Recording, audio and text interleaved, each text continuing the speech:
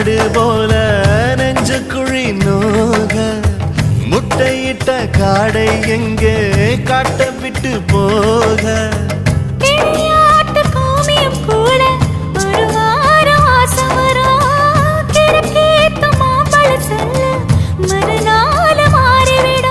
பொம்பளுக்கு இருக்குல்ல வல்ல